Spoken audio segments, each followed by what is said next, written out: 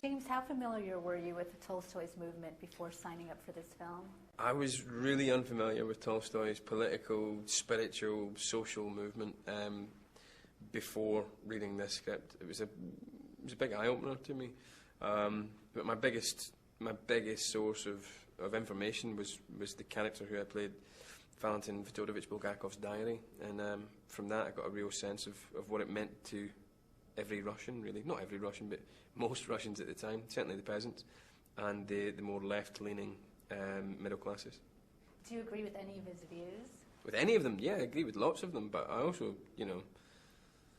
I think they're hard to implement. He really, a lot of his ideas were the forerunner, it seems, for socialism and for communism in some ways, and definitely laid the paving stones for the revolution. But again, he was a pacifist. He wouldn't have agreed with the way in which the revolution was executed, but it'd been really interesting to have seen him there. But the idea of social justice and the idea of property belonging to nobody, but belonging to everybody, is an excellent idea, but how can you implement it? Now, you work with your wife in this film. Did she get you an audition, or did you get her an audition? What was it like working with her? I was attached to this film years ago, like 4.5 years ago, I think. And then nothing happened for 2.5 years. This happens with movies, and I just assumed it had disappeared. And this lovely guy, this lovely director, Michael Hoffman, who I'd spoken to on the phone for 2.5 hours, I thought, oh well, that's a shame, I'll never hear from him again. And then my wife came home one day and said, I've just been cast in a film called The Last Station. And it was literally about 2.5 years, 3 years later, and I was just going, wait a minute. I thought, all right, I think it's the same film. So I phoned my agent up, and she said, yeah, it's back on. Yeah, we didn't think to tell you because we thought, it might not happen yet. But so I found out that the film was happening from my wife. Now, you're scheduled to play Ian Fleming, the author of the James Bond. I'm not scheduled to play Ian Fleming. Oh, then why is that showing up on IMDb? I don't know, to tell you the truth. Okay. I read the script a long time ago. I really liked the script. But I've not spoken to the producers yet, and as far as I'm aware, I don't think I attached myself to it at the time. But sometimes these things can happen, and maybe the producers are now spitting, going, "What? He attached himself to it?" So I hope I don't know. I'm sorry if I did. However, I don't know. I certainly didn't authorise anybody going out and saying I was attached to it.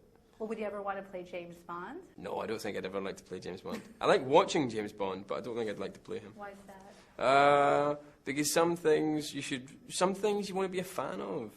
Do you know what I mean? Like, if somebody came along and said, would you like to play Indiana Jones? Of course I'd like to. Should I? No, because I'd ruin it. Not only for everybody else, but for myself. Both of your characters are kind of on the bad side in this film. Paul, you're portrayed as a scoundrel, and Carrie, you're a temptress. A whore. But, Paul, do you think Vladimir really had his own objective, or was he misunderstood? I think he had his own objective, and he was misunderstood. Now, I mean, he was, in the movie, you should feel somewhat ambiguous about him. I mean, in reality, he was a manipulative guy, but he was trying to do something. I mean, he wanted to get the rights to these, to Tolstoy's writings, so he was trying to teach people how to read in large numbers, and then be able to distribute this stuff so people, I mean, it was about educating people, religiously educating them.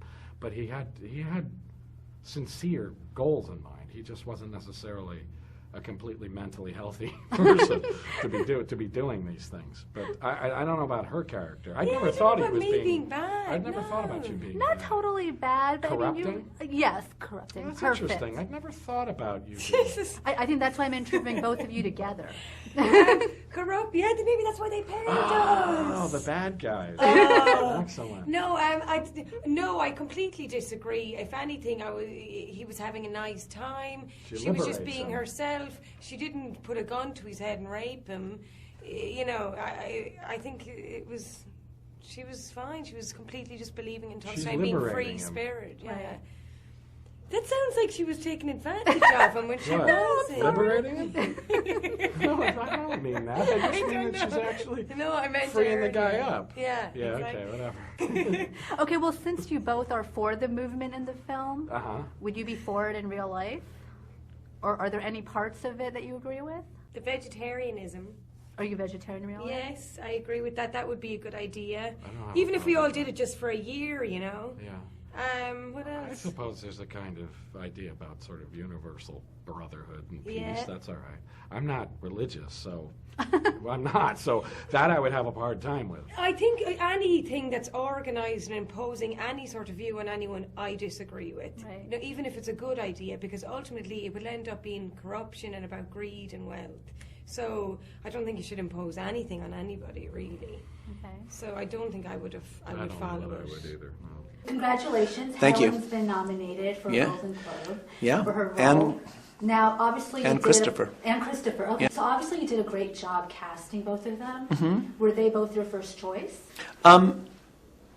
I can't imagine anybody else playing those roles. I mean, I think that the chemistry between Chris and Helen is so profound and palpable. And, you know, I didn't go into this thinking I need to think about this like I would if I were casting a romantic comedy. Okay. But when I look at it now, I realize I should have been thinking like that. And thank God that chemistry is there, because that's not something you can direct. From the first time they were on set together, you were absolutely convinced that these two people had been married for 40 years. And you know, and that's not, you can't direct that, you know.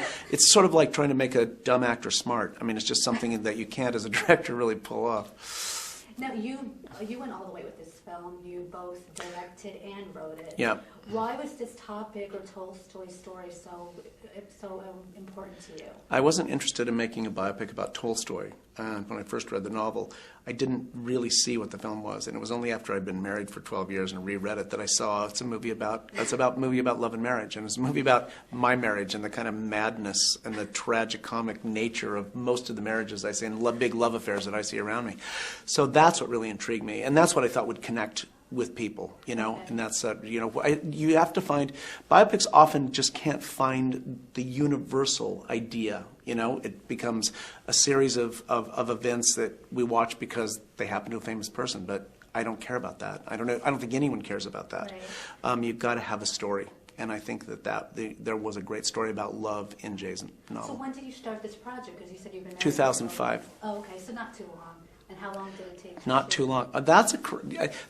I thought 5 years. I thought 5 years felt like a long time, particularly because, you know, having the actors attached to it and trying to raise the money based on the attachments. I couldn't do anything else because the attachments would have gone away. So it felt like a good long time, 5 years. So did you have Helen Mirren and Christopher Plummer attached to this before? I had Meryl Streep and Tony Hopkins attached to it originally. Oh, Yeah, wow. yeah. And then we ended up, because we just never could get all the elements, the money and schedules to gel at the same time. And at a certain point, someone said, Helen's British agent said she thought she would like it. And I talked to Marilyn and said, you know, I think I got to get the movie made, and I really, really love Helen. And she said, I really love Helen too. You know, you should, you know, go with God. And so I feel, but honestly, when I say I can't imagine another version of the movie working as well, I honestly can't. I think Chris and Helen are genius in the movie.